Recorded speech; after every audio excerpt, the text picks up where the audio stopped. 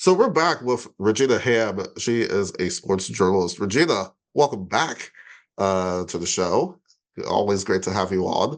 Thank you for having And yeah, me. absolutely, absolutely. This is just has been a fascinating conversation that we've had on the main part of Fit to Speak, and now with this little bonus that we're doing here because we have so much that we want to get into in terms of this league, in terms of women's sports. One of the things that I had mentioned before we got started with this is that I was over in Courthouse in Northern Virginia, and I was I was at the bar, and this was during the finals, and I have never, to kind of see how far this has grown, I have never seen so many people, especially so many guys, have rapt attention to, a women's sports game, especially with the WNBA. Because usually, it's like, okay, I think about, NFL, it's going on, of course, right now, that sort of thing. And, everybody, you can't, pry people from, their TVs, that sort of thing. But seeing this stuff has been very fascinating. I mean, let's not say about where this could go. I think the exciting thing is the fact that I was in Chicago during the finals. I was running the Chicago Marathon, but everybody around me when Chicago, they for the WNBA finals in bars, like come watch, come see, and the fact that people are showing up, people have an interest in this. I'm going to dive into soccer a little bit just to make a comparison. You can't compare the sports; they're obviously different, but we're going to talk in terms of like attendance and the desire for it.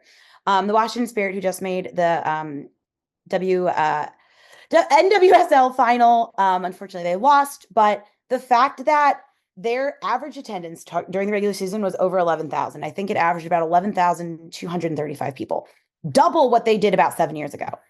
They sold out Audi Field for both playoff games. They drew more than 19,000 people. Now, to say DC United couldn't do that is obviously DC United not doing so great in MLS, but the fact that they sold out Audi Field for both games, for the quarterfinal and semifinal, the fact that Michelle Kang, she is who I want to be when I grow up, the fact that she is investing so much into women's sports, especially into women's soccer, like she, I believe, just donated about $30 million to national women's soccer, like to the US soccer program and to programs across the country. You're seeing these pretty badass women and badass investors. I don't know if I can say that, but we did get into it. And you're seeing people want it. The content is there, the drive is there. And the fact that you're seeing, when I travel, I'll see people that have like, an Angel Reese jersey on, or I'll see someone have like a Trinity Rodman jersey on. And you see these women becoming household names and how exciting it is. And being able, I went to a couple Spirit games this season. I was first season I've actually had a chance to go. And it's such an electric environment and people show up. And that's the amazing thing. And it's WNBA as well. People show up. People are recognizing, a little too late in my opinion, but better late than never. We're glad they're here. They're recognizing how fun it is, how great the fandom is, how great these players are, how great these teams are, the lore between rivals. You're seeing an amazing transformation in the landscape of women's sports. And that's the best part is like, it's not just women. It's not just female presenting people that are into women's sports. You're seeing everybody. I think the most heartwarming thing for me, especially when you're on social media, if you're, trying not to doom scroll, is seeing all these young girls, seeing all these young women who, want to be in the WNBA. They want to be in the National Women's Soccer League. And if you want to go outside of that to all sports, who want to be, the next rugby player like Alona Mar, who want to be, the next, 4x100 meter gold medal champion for US swimming, who want to be the next Shakari Richardson. Like you're seeing this next generation of young women and young girls who want to be in this space. You're seeing Quinn set levels playing for the national team of Canada. They are such an inspiration to people. You're seeing such a rise and you're seeing the fandom, and it is absolutely electric. And I think it's a lot of fun to see, like you said, how many guys are tuned into this. And not necessarily because like, oh, my girlfriend watches it. Like they genuinely have an interest. They genuinely are curious. Some of them pick teams. One of my guy friends is a very strong and New York Liberty. He had season tickets. He's like, I can't believe I was missing out on it for so long. Yeah, And I'm like, I'm so glad you woke up. Welcome to the party. exactly, exactly. And I mean, even I'll say even for myself, I'm like attending both of the Mystics games that Caitlin, of course, on the Fever that was in, I'm like, this stuff is truly, truly entertaining, truly a lot of fun. I think what even for me was like, whoa, was that even on the college game, seeing that final with LSU, and all, that was a barn burner. And I'm like, wow, this is like so entertaining, so much fun to watch. And I'm like, and you and I, like, we graduated from University of Maryland, and the women have always performed extremely well, and in so many cases better than the guys, quite candidly. Most cases, I feel like Eugene better than the guy. Yes, yes, yes, absolutely, absolutely. And all. And yet, when we see, this goes back to the whole growth aspect of it, but getting the crowds to be into this, and all, it's like, you know, we have women putting out a much better product, and all, and yet, until recently, and I think there's more work to be done, we're not always getting the crowds. But to see what's happening, it's just something, right? And I think that you're hitting the nail on the head is that you're seeing a lot more people getting invested. Like, you said, we're Terp alum. Brenda Fries is just, the most amazing person ever. She, her and the Lady Terps are just, those are the teams in like the March Madness that we watch because let's be real, like you said, the Maryland men put out, we'll say inconsistent. We won't say it's bad, we'll say it's inconsistent. Right. Depending on the year. Yeah. And you're seeing so many more fans being like, okay, we're going to remove, like, I'm hoping and praying that they're being like, it doesn't matter, whether it's men's or women's sports. I just want the team who's better. I want to watch a team who's better.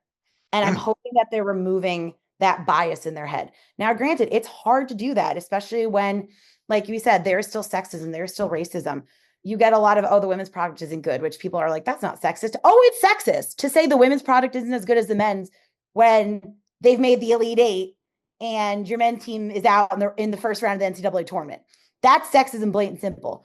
Or, and I'm sure as you've seen on social media, the unfair comparisons between players in the WNBA, Caitlin Clark, Angel Reese, all of this Mm.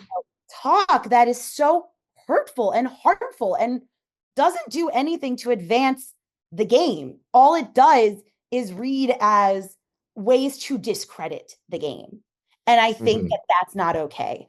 And I have so much hope, like I said, the younger generation of fans, men, women, everybody who is getting on board, I think is going to hopefully drive the positive change and driving, the publicity. I think the rise of social media is really important.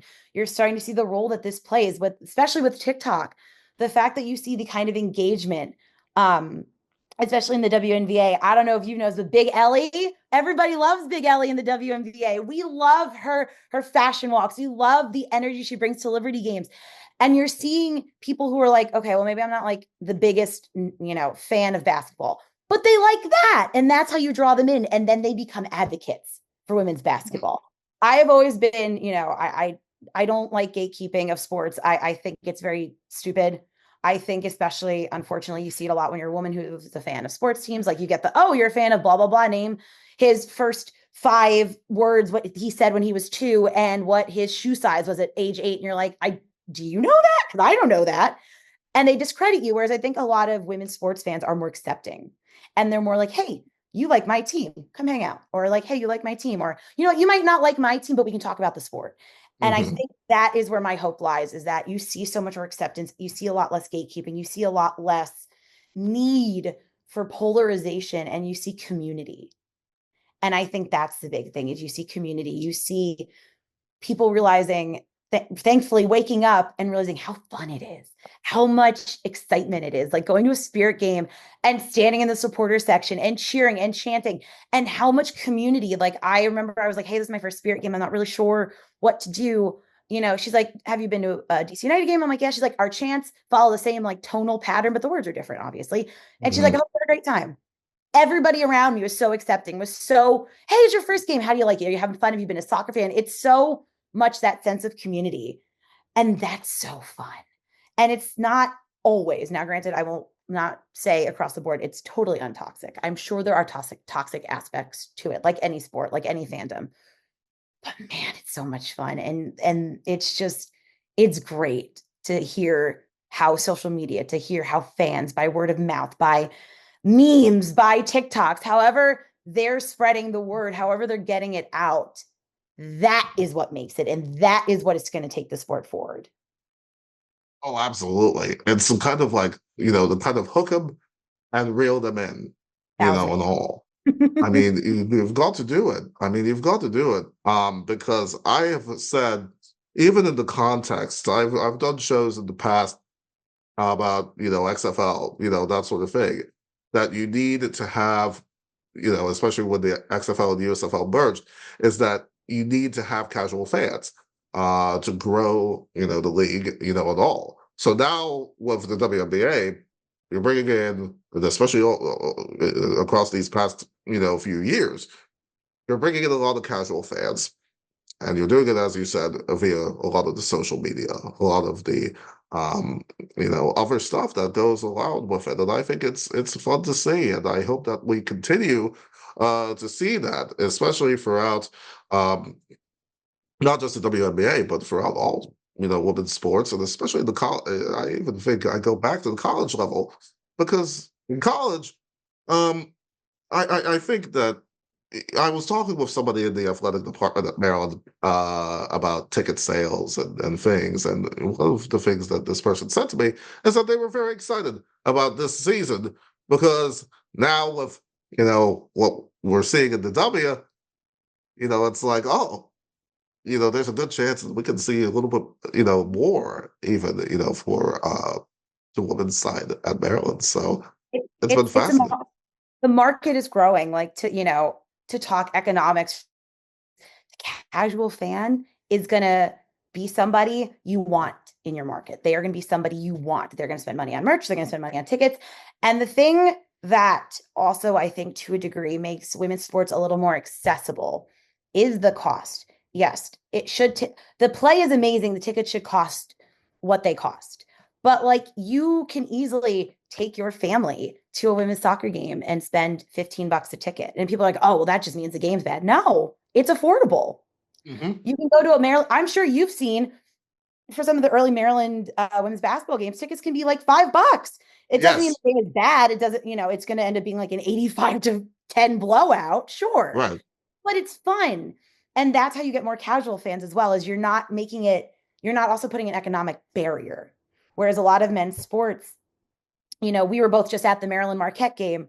Tickets weren't expensive, but if, you're a casual fan who's like, oh, Marquette's really good, because it's not like they have football. Right. Marquette's good. Maryland might be good. You're not necessarily going to spend the 70, $75 a ticket to go. Yeah. And I think that's where, like, it's not a bad thing to be a casual fan. I think it's actually a great thing. I think that's like the gateway into fandom, is you're first the casual fan, then you're like, okay, well, now I'm gonna follow a little more, and then I'm gonna follow it a little more, and then you're the hardcore fan. And there's like a nice little path you get to go along. And the economics play a role into it, whether we want to admit it or not, they do. And so to have women's sports feel more financially accessible to people as well, I think that also brings in the casual fans as well. And also, again, which benefits everything for the team, that investment, marketing, sales, um, merch, word of mouth, social media, like all of that plays in. And the casual fan is part of that. And you need to have them. And I think that's the exciting thing. And I've always been someone who I'm like, it is never, unless you're an absolute jerk to people and you're rude, it is never bad to be a casual fan, because we'll get you one day. Absolutely. Oh, absolutely. I mean, Regina, I'm thinking about, this conversation that has been happening now about again, this league, women's sports, the role, and the future of it. What else should the public know about where this is headed in the next 5 to 10 years? Just give us a little bit of an outlook as to where you think the whole genre, this whole league and everything else. Where do you think that this is going to be going within the next decade? Well, And I mean, yeah. if we're going to talk, we'll start with WNBA because that's the focus of the show. Hmm. But it really applies to everything. As you're seeing, the WNBA already is planning for the next 5 years down the road. Yes, of course, people make the argument that the WNBA is not profitable, and they're not incorrect. They're not at the moment, Hmm. right at the moment. Right. Their rights deal could make them profitable by 2026. That's 2 years away. That's not that far.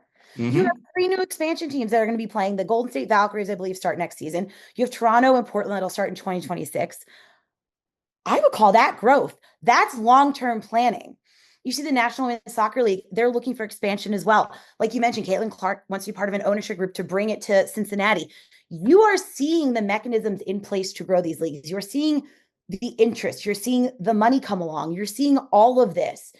And it's going to trickle down out of these big leagues into, the college game, into the USL, into even youth leagues, because then you have people who are investing more. They're investing more in their kids to play, and then if their kids ever make it big, they're getting everybody else involved. And that's the future. Is they're not thinking short term. The WNBA is not thinking 2 years down the road. They're thinking, all right, 10, 5. The National Women's Soccer League is thinking the next 10 years down the road. And yes, will there be pitfalls? Of course. With any growth, it is not linear. It is not completely uphill. There are going to be plateaus. There are going to be bumps in the road. However, the thing that's really smart about the WNBA is all of the places that they've been looking at expansion, all of the places they're going to have teams, want the teams there. Toronto, I think, almost like rioted the day they got an expansion franchise. They are thrilled to have it. Portland is beyond excited. Golden State, I think they sold out their season tickets, or at least most of their season tickets, within a week of offering them.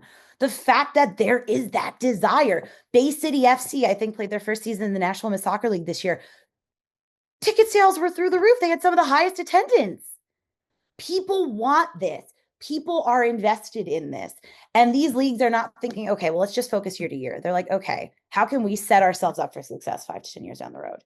And that's smart. And it's not like any other league doesn't. The NBA, of course, they do. The NFL, of course, they do with their international games. They're setting themselves up for success.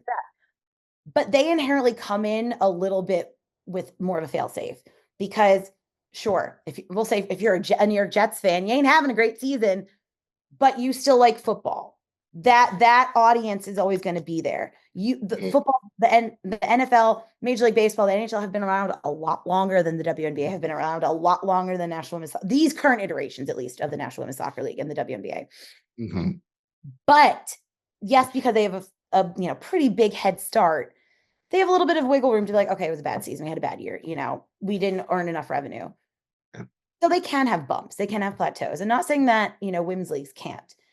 But I think they're fearless about it in a way that is a very attractive thing. They're worried about it because, of course, any business would be like, it's how economics work. You try to strategically plan ahead.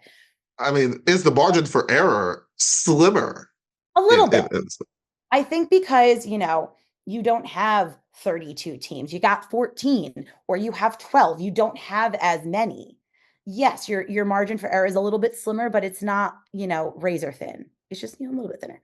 Mhm. But it's exciting. It's so interesting to see, especially because when you talk about the growth that comes from, investment opportunities, like we said earlier, Elf Cosmetics, Skims, O-Pill, Bumble, things that are newer to the sports world. CarMax made a huge investment in the WNBA. The fact that, the leagues have a chief growth officer for league partnership, it's been at an all-time high. There's so many demands from brands that are never had sports sponsorships. They're kind of like dipping their toes in. And like, there are some teams that just after getting involved with the W last year are like, no, we love this.